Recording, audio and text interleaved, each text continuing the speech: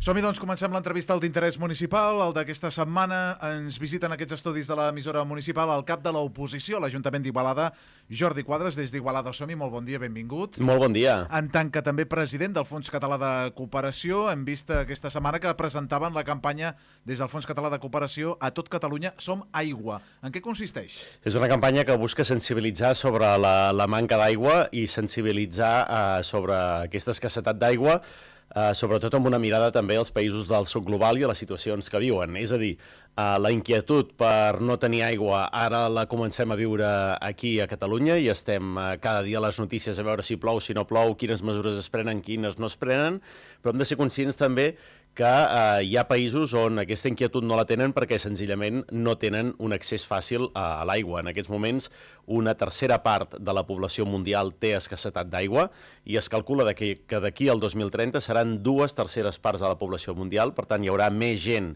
al món que tindrà escassetat d'aigua que no pas d'aquells que tindran aquest dret garantit.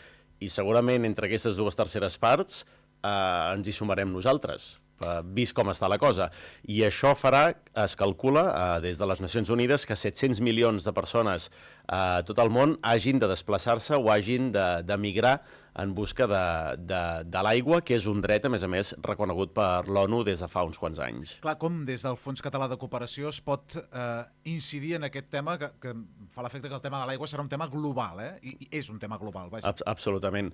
Nosaltres el que estem fent són projectes a països com Gàmbia o altres de l'Àfrica en garantir o en ajudar a que hi hagi aquest accés, ja sigui en construcció de canonades, de subministrament d'aigua o en projectes que facilitin aquelles persones que s'han de desplaçar cada dia quilòmetres per anar a buscar aigua o sobretot també, per exemple, en projectes de sanejament, perquè hem de pensar que l'aigua no només és per beure, sinó també, per exemple, per netejar i prevenir infeccions als hospitals.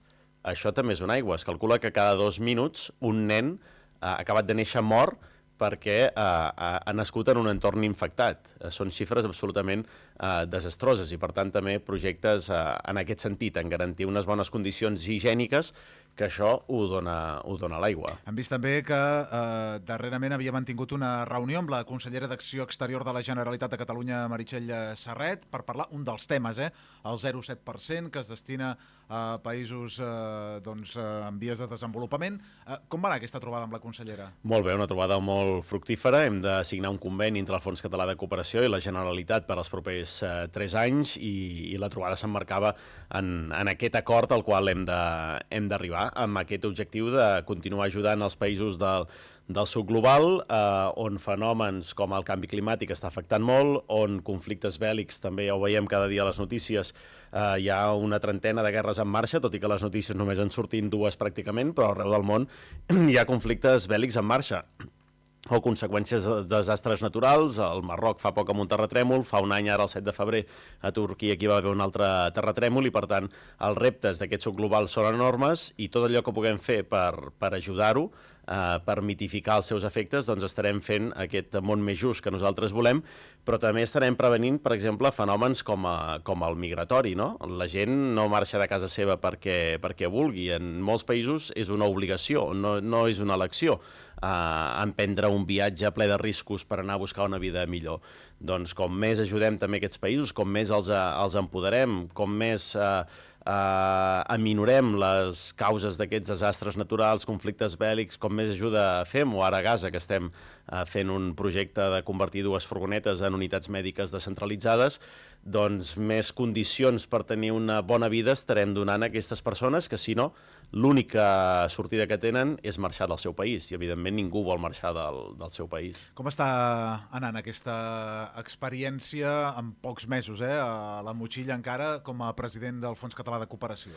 Bé, és una institució que té gairebé 40 anys de trajectòria, el celebrarem l'any 2026, i és una institució amb una llarga experiència, amb un equip tècnic de 20 persones i amb una oficina al Senegal i una altra a Costa Rica, que és l'eina perquè els ajuntaments catalans puguin fer cooperació internacional. Nosaltres tenim més de 300 ajuntaments socis, que són un 85% de la població de Catalunya, i som l'eina des del Fons Català de Cooperació de fer possible aquests projectes en aquests països del sud global. Un ajuntament no té ni la capacitat tècnica ni els recursos, segurament, de poder fer un projecte des de l'inici fins al final.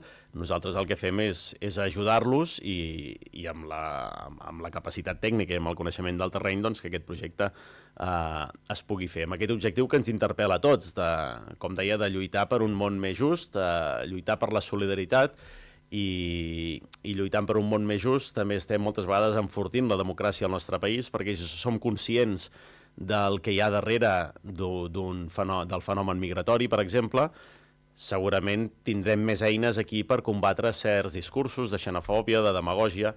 El que deia abans, ningú marxa del seu país perquè vol, sinó que s'hi marxa obligat, i no fa tants anys al nostre país també hi havia gent que marxava a Alemanya, no?, durant la dictadura franquista, o que va marxar a l'esclat de la Guerra Civil a França. Per tant, és la història de la humanitat, al final, i ens hem de posar sempre a la pell d'aquell que ho pateix i intentar ajudar, si podem, doncs, a fer que tingui unes bones condicions i que, si vol marxar del seu país, sigui de veritat una elecció i no una obligació. Per tant, el president del Fons Català de Cooperació és igualadí, és Jordi Quadras. Per ser president s'ha de ser regidor, per tant, d'algun dels ajuntaments que forma part del Fons Català de Cooperació. Per tant, d'aquí el lligam, diguem-ne, que en aquesta entrevista de política municipal doncs haguem començat conversant sobre diferents accions que impulsa el Fons Català de Cooperació. Anem a temes municipals de la ciutat d'Igualada. Tinc apuntat les obres a la piscina de les Comes, el bus express entre Igualada, Vilafranca i Vilanova i la Geltrú, la bonificació de l'IBI per habitatges que instal·len plaques solars, les obres dels pisos de lloguer assequible al carrer Sant Carles, els Ibon Joves, en fi, un seguit de temes que tractarem en els propers minuts d'entrevista. Vam escoltar el cap de l'oposició criticant el govern municipal que no expliqués a la ciutadania que les obres de la piscina de les Comes s'allargaven més del previst. És que les obres de la piscina de les Comes havien d'estar acabades a final d'any i al gener la gent havia de poder fer les seves activitats en aquesta piscina. Això és el que va prometre el govern el mes de juliol quan van començar les obres, i en lloc d'explicar que no estaven i que s'allargaven com a mínim 3 mesos, el que fa el govern és treure un comunicat de premsa dient que les obres van a bon ritme. Però de què estem parlant? Quin engany volen fer a la ciutadania? El que s'ha d'explicar és les coses tal com són, i per això nosaltres vam sortir a denunciar-ho públicament, perquè creiem que cal tractar la gent d'intel·ligents. I això està provocant un perjudici als usuaris i usuàries que calculaven ja poder tornar a la piscina de les Comes al mes de gener. Estem parlant d'infants, estem parlant de gent gran que al llarg de les hores del dia doncs, fan ús d'aquesta piscina. Sí que estan fent ús ara mateix de les piscines de Montbui o de l'Infinit, que són les opcions que va plantar ja l'Ajuntament, però també hi ha altres usuaris i usuàries que aquestes dues opcions no els anaven bé i estan contractant els serveis doncs, en instal·lacions privades, com pot ser el gimnàs de Cal Font, per exemple, amb el cost afegit que això suposa. Per tant, aquest retard trenca les previsions dels usuaris i usuàries i ve a demostrar una vegada més que el govern de Junts, el govern de Marc Castells, incompleix amb els terminis que es marca quan fa una obra. Creiem que les casualitats existeixen fins a cert punt, però és que ja és la tercera gran obra que fa aquest govern on hi ha un retard. Hi va haver un retard amb les obres del Centre Cívic Nord, que va estar 3 anys amb les obres acabades però sense obrir, 3 anys tancat un equipament que ja estava pagat. Ha passat amb el campus del Passeig Verdaguer, amb les aules del campus del Passeig Verdaguer, on s'havia d'inaugurar al setembre i no estarà en funcionament, malgrat s'inauguri segurament aquesta primavera, no estarà en funcionament fins al setembre de l'any que ve, per tant, un any de retard, i ara passa amb la piscina de les Comes. Hi ha una manca de previsió, una manca de seguiment de les obres que es fan a la ciutat, i això és un problema de gestió que no només afecta la credibilitat del govern de Junts, sinó que afecta a ciutadans i ciutadanes que confien en les dates de finalització de les obres perquè són serveis que es necessiten, i veiem que quan s'incompleix doncs hi ha un perjudici, i nosaltres el que reclamem és que es donin explicacions públiques de per què hi ha aquest retard de com a mínim 3 mesos en aquestes obres i que s'expliqui públicament, que no s'amagui el cap sota l'ala. Un altre dels temes que es van tractar, aquest no es va tractar en el ple, però un dels que sí que es va tractar en el ple va ser la proposta de crear aquest bus express entre Igualada, Vilafranca, Vilanova i la Geltrú. De fet, és una proposta de la Generalitat, però que encara no ha dut a terme. I d'alguna manera posava com a excusa que hi havia les obres a la C15 I una vegada s'han finalitzat aquestes obres, Igualada Som i diu, ara això. Recordem el tema. Evidentment, la Generalitat va prometre aquest autobús Igualada, Vilafranca, Vilanova i la Geltrú, un servei de bus express, ja l'any 2019. No ho va complir aleshores. Ho va tornar a prometre pel 2023 per quan les obres de la C15 estiguessin acabades. Fa setmanes que aquestes obres estan acabades i inaugurades per la consellera de Territori i no tenim notícies de la posada en marxa d'aquest servei, d'aquest bus express, que vindria a omplir una inexistència absoluta de transport públic entre Igualada, Vilafranca i Vilanova i la Geltrú. Entre Igualada i Vilafranca sí que hi ha algunes freqüències al llarg del dia, però són uns horaris absolutament incompatibles i que no poden quadrar per enlloc en una vida més o menys ordenada d'un ciutadà que ho necessiti. I la Generalitat no està complint i no tenim notícies. Nosaltres, abans de presentar aquesta moció, vam consultar l'alcalde de Vilanova i la Geltrú, amb el qual m'hi vaig reunir fa 3 setmanes amb una visita institucional.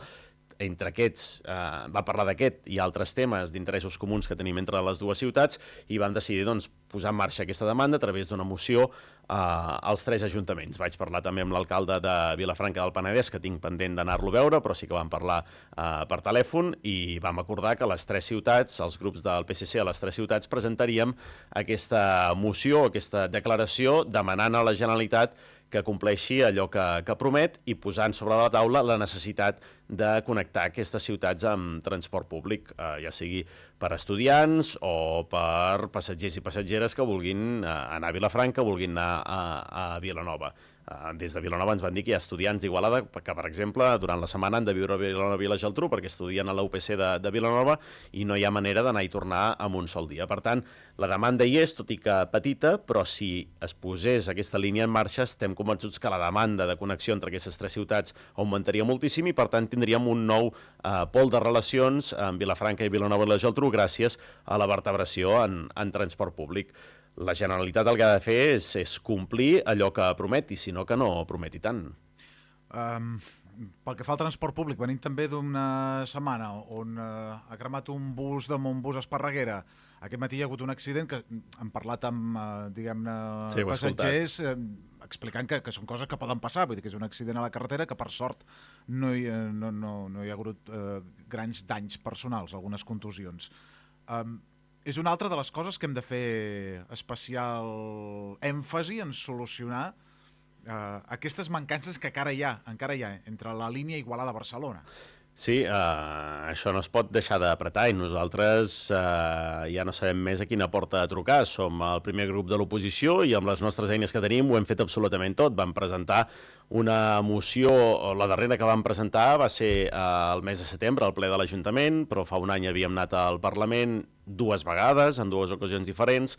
Aquesta és la darrera moció que vam presentar el mes de setembre, però ja n'havíem presentat d'altres, per tant, el crit d'alerta està donat, la pressió amb totes les eines que tenim nosaltres l'hem fet i la seguirem fent mentre hi hagi problemes. És cert que l'accident d'aquesta setmana l'hem de posar en el seu context, no és un accident produït per una manca de manteniment del vehicle ni per culpa del conductor, almenys per les primeres explicacions que hem escoltat, i evidentment no s'ha de produir aquests accidents, però a la carretera a vegades passa el que passa i celebrem que no hi hagi hagut més danys perquè els autobusos transporten moltíssima gent. Però evidentment no són notícies bones les que envolta el servei d'autobús entre Igualada i Barcelona i cal seguir apretant. Nosaltres ho hem fet amb totes les eines que hem pogut, demanem al govern de Junts que ho faci també amb totes les eines que pot, però sobretot demanem al govern de la Generalitat que com a propietari de la línia i que la posa en concessió a una empresa, però la línia és propietat de la Generalitat i decideix que, en aquest cas, l'empresa Montbus la gestioni, doncs que utilitzi les eines que sí que té de veritat la Generalitat per solucionar-ho. I alhora que la Generalitat doni els serveis òptims que necessitem a Igualada per un servei d'autobús. Li comentava aquest fins a Vilanova i la Geltrú, però nosaltres també en la mateixa moció al ple de l'Ajuntament demanàvem que en un mitjà termini la Generalitat posi sobre la taula la creació d'una única línia d'autobús entre Vilanova i la Geltrú fins a Girona, per tant, passant l'eix diagonal i l'eix transversal per Vilafranca, Igualada, Manresa, Vic i fins a Girona, perquè ara mateix, si es crea la línia d'Igualada, Vilanova i la Geltrú, n'hi haurà una, n'hi ha una altra ja d'Igualada a Manresa, n'hi ha una altra de Manresa a Girona passant per Vic. El que demanem és que a la llarga aquest trajecte que ara es fa amb 3 línies diferents, o es farà amb 3 línies diferents si es fa el bus que reclamem fins a Vilanova i la Geltrú, acabi sent una única línia que vertebri les capitals de l'interior del país, passant per l'eix diagonal i l'eix transversal, és a dir, aprofitant que hi ha hagut unes inversions en carreteres, en millorar les carreteres i les connexions, doncs que s'acabi fent una única línia que ens porti per aquest interior del país, per aquesta corona que fem totes aquestes ciutats, des de Vilanova i la Geltrú fins a Girona, i després la signatura pendent també és cap a les terres de Lleida. Això és el que també hem de seguir reclamant, la connexió amb Cervera, amb Tàrrega, amb Mollerussa, amb Lleida, on hi ha molts estudiants. A Igualada tenim un campus de la Universitat de Lleida, això hauria de servir per fer pressió també a la Generalitat per crear aquesta connexió també cap a les terres de Ponent. I al llarg termini, evidentment, el tren gran és una reclamació que no podem deixar de fer i que nosaltres no deixem de fer i que necessitem. I després, deixem-li afegir, ciutat endins, Igualada endins hi ha problemes amb l'autobús urbà que després de les festes de Nadal s'han tornat a produir. Nosaltres n'estem fent un seguiment i veurem si al ple del mes de febrer portem alguna iniciativa en aquest sentit, perquè els autobusos a l'hora de sortida d'algunes escoles de la ciutat i sobretot la línia que ve de la zona dels instituts, de la llar d'infants L'Espígol i de l'escola Miri Vallès, doncs té molts problemes de capacitat. I això ens ho han dit tant pares i mares com professionals de la mateixa companyia. I creiem que això no es pot produir. L'Ajuntament d'Igualada està sobre aquest tema i s'ha de garantir un servei òptim que compleixi les freqüències i sobretot la capacitat dels vehicles. Des de quan hi estan a sobre d'aquest tema? Des que el govern va presentar els resultats del balanç 2023? No, aquells resultats els vam conèixer i està molt bé que hi hagi els passatgers que hi ha.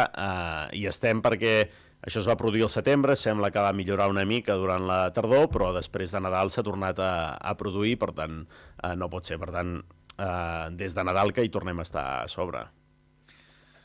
Canviem de tema. Parlem de la bonificació de l'IBI per aquells habitatges o cases, llars que instal·laven plaques solars. Des d'Igualada Som-hi, diguem-ne, us poseu la medalla perquè vareu posar aquest tema sobre la taula en la negociació amb el govern municipal amb bons resultats. Sí, això de posar la medalla, a vegades ens ho diuen determinades forces polítiques amb una certa sornogueria, però bé, la medalla te la poses si te la pots posar, no ens posarem una medalla que no ens pertoca. I nosaltres, a diferència dels altres grups de l'oposició, ens en podem posar unes quantes, perquè no ens sap greu arribar a alguns acords amb el govern de la ciutat si aquests acords vol dir millores per la gent, benefici per les ciutadanes i ciutadans d'Igualada, que seríem tontos amb un govern en minoria que necessita pactar sí o sí determinades accions, no aprofitar això per reclamar propostes del nostre programa electoral i aconseguir-les beneficiant sobretot la ciutadania. Això és la política útil que nosaltres fem des de l'Ajuntament. Si no, l'altra opció és fer la política del no a tot, però alhora no poder-se penjar cap medalla, que vol dir no haver aconseguit res en benefici de la ciutadania, no? I nosaltres ho tenim molt clar que fem oposició contundent quan toca i som capaços d'arribar a acords si aquests formen part del nostre model de ciutat. I en aquest cas de la bonificació de l'IBI, doncs sí, és un exemple més de la política útil que fem a l'Ajuntament, perquè el 2022 va entrar en vigor aquesta mesura de bonificar el 50% de l'IBI a totes les llars que instal·lin plaques fotovoltaiques, ja siguin cases particulars o comunitats de veïns, 50% de l'IBI durant 50 anys, per tant paguen la meitat de l'IBI, no, durant 5 anys, perdoni, paguen la meitat de l'IBI durant 5 anys amb un límit de 400 euros anuals, i els resultats són boníssims. L'any passat, el primer any d'aquesta mesura, el 2022, s'hi van adherir 97 famílies d'Igualada i el 2023 han estat 165, per tant gairebé doblant d'un any a l'altre. En total, en només 2 anys, 262 llars d'Igualada han fet el pas cap a l'energia fotovoltaica.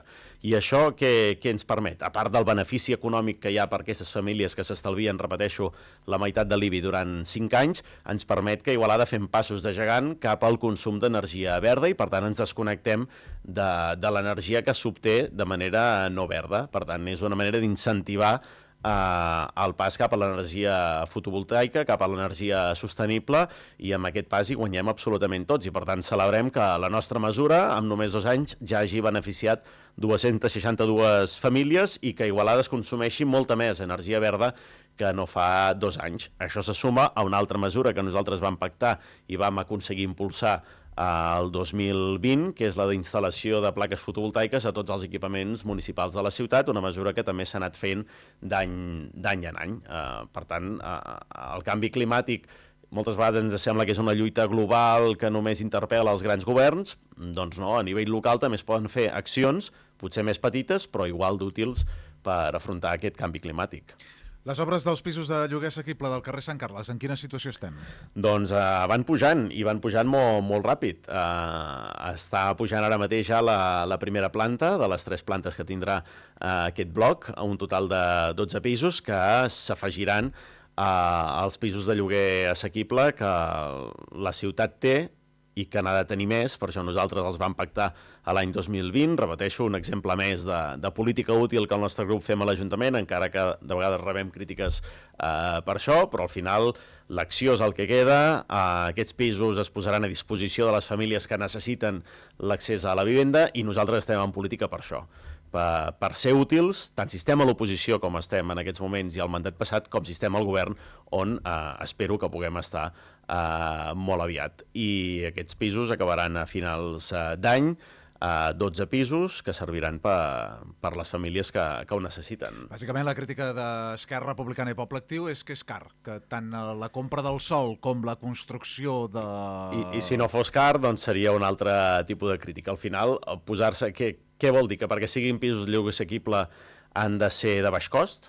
Això és el que estan volent dir?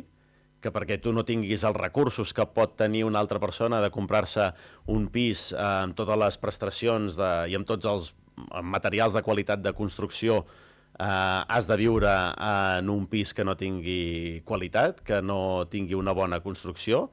Nosaltres creiem que no, els pisos de caràcter social o de lloguer assequible com aquests han de ser igual de dignes que qualsevol altre pis. I, per tant, la inversió és la que toca amb els preus del mercat.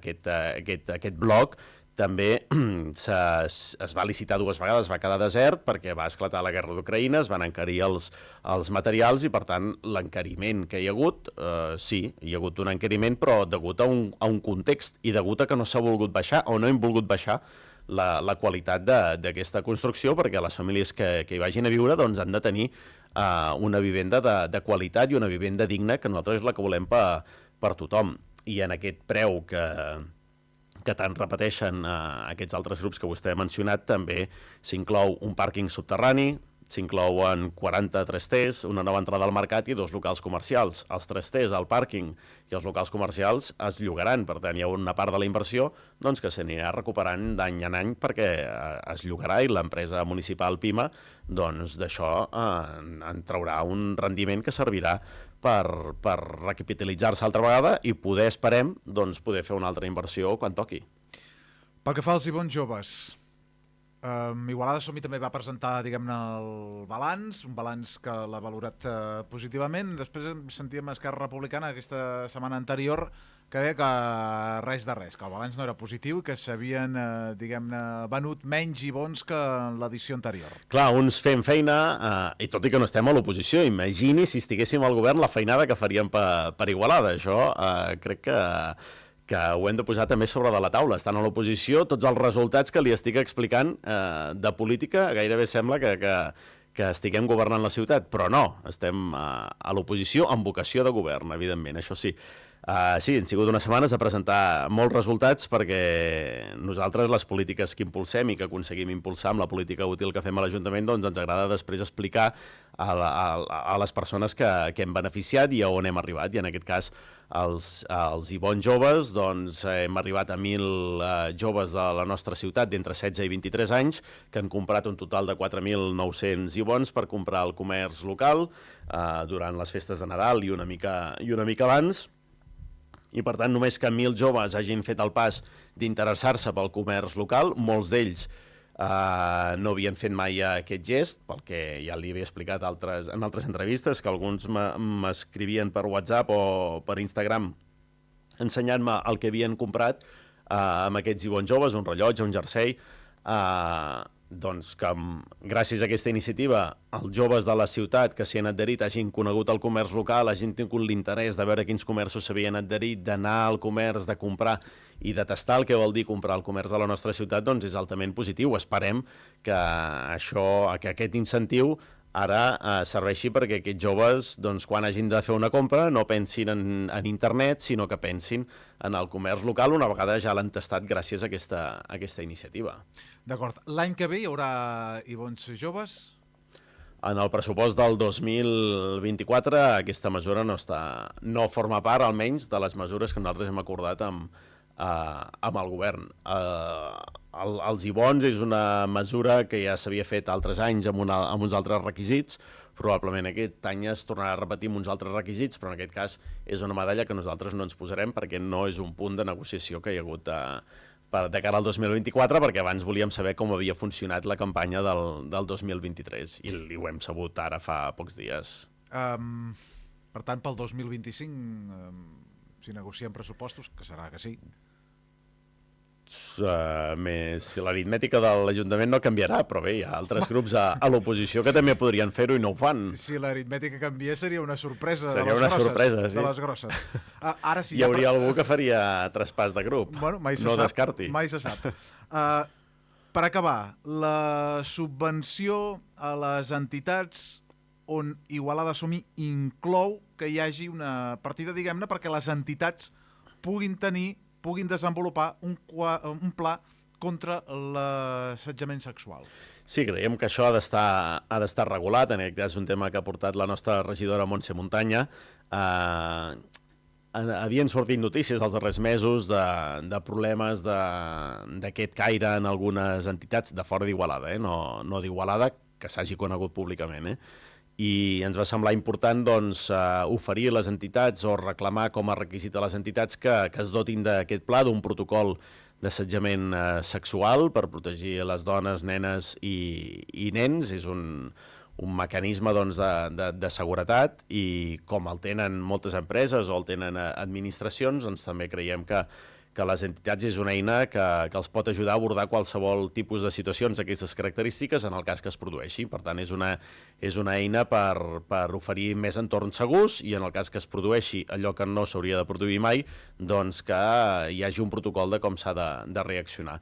I hem aconseguit, repeteixo, amb la nostra regidora Montse Muntanya que ha portat aquest tema, doncs que el govern acceptés posar això dins les subvencions de les entitats, oferir durant aquest any que les entitats creïn aquest pla amb una subvenció que ofereix l'Ajuntament i a partir de l'any que ve tenir aquest pla seria un requisit per accedir a les subvencions de l'Ajuntament. Per tant, es dona aquest any de marge perquè les entitats es dotin d'aquest pla i després hauran d'acreditar que el tenen si volen accedir a la resta de subvencions. Ens sembla que és una mesura que va en el sentit en el qual va la societat i és un pla que ens agradaria que no hagués d'existir mai enlloc, però mentre hi hagi situacions com les que veiem massa sovint, doncs és un pla que cal tenir per crear entorns més segurs. De fet, crec recordar que la regidora en el ple va dir a Igualada no en tenim constància, però Igualada no és diferent a qualsevol de les ciutats del país on s'hi ha passat, per exemple, en algunes d'elles. Més val prevenir en aquests temes i aquesta és una mesura de prevenció, creiem nosaltres, excel·lent, per això la vam proposar, la vam negociar i l'hem aconseguit incloure dins les subvencions d'entitats. Ara sí, per acabar, deixem que li pregunti sobre el carril bici sud-nord, on el govern municipal mostra la seva satisfacció per la posada en marxa d'aquest carril. Hi ha altres partits, Esquerra Republicana o Poble Actiu, en què el valoren positivament però diuen que no fa la funció que hauria de fer perquè les polítiques del govern municipal continuen incentivant l'ús del cotxe per sobre d'altres vehicles com la bicicleta o el patinet. Nosaltres dubtar d'un carril bici no ho farem mai, perquè ens sembla que primer cal posar la infraestructura perquè després la gent l'utilitzi. Vèiem un vídeo de ciclistes urbans aquesta setmana doncs, amb el bicibús de l'escola Mogli, en aquest cas, que passa ja per aquest nou carril bici. Sí que fa falta campanyes de promoció, campanyes de conscienciació sobre la mobilitat alternativa a la ciutat, sense anar en contra de res, però anant a favor de que hi ha alternatives per moure's per la ciutat, i de vegades hi ha persones que segurament per costum no hi pensen. Doncs sí que caldria incentivar, explicar més totes aquestes alternatives que hi ha, una vegada hi ha una infraestructura ciclista de qualitat i adient, com la que s'ha fet a l'Avinguda Balmes i a la carretera de Manresa. Sí que hem trobat a faltar, i això ho parlava en una visita que vaig fer a diferents comerciants de la carretera de Manresa, a la part que toca l'Avinguda de Barcelona, informació, perquè els comerciants no tenen informació sobre aquest carril bici, sobre l'afectació que això tindria per les seves botigues, i per tant creiem que aquí sí que ha faltat diàleg amb els comerciants d'aquesta zona, o donar alternatives, com per exemple crear, que és una proposta que vaig estar comentant amb ells, crear en la part de carretera de Manresa que queda colindant al Garcia Fosses, doncs que hi ha una línia d'una vintena d'aparcaments, doncs per què no allà, per exemple, fer una zona taronja per donar servei a tots els comerços d'aquesta zona de la carretera de Manresa, no? Això sí que trobem que el govern aquí ha fet i desfet sense tenir en compte els comerciants del seu voltant. Però nosaltres no farem la política rondinaire, sinó que les ciutats del segle XXI han de tenir carrils bici? Sí. Aquest és suficient? Doncs segurament que no. Per exemple, el que ve de l'Avinguda Gaudí es troba tallat de cop i volta, les bicis han de pujar a la vorera de l'Avinguda Gaudí fins a l'Avinguda Balmes, i aquí sí que caldria allargar el carril bici. Per tant, que tot tingui un sentit i que no sigui només fer un bolet, sinó que hi hagi una voluntat real d'apostar per això, repeteixo, sense anar en contra de res, però posar en valor aquesta mobilitat alternativa en bicicleta i patinet, i després d'acabar d'ordenar el trànsit de bicicleta i patinet, sobretot de patinets, que hi ha queixes diàries i a cada moment a mi me n'arriben de patinets que no compleixen amb la normativa, i aquí també hi ha d'haver una acció contundent per part del govern de donar totes les alternatives, explicar-les i ordenar el trànsit com toca, que això sí que falta. Jordi Quadras, cap de l'oposició, Igualada Som-hi, gràcies. Fins la propera, que vagi molt bé. Molt bon dia.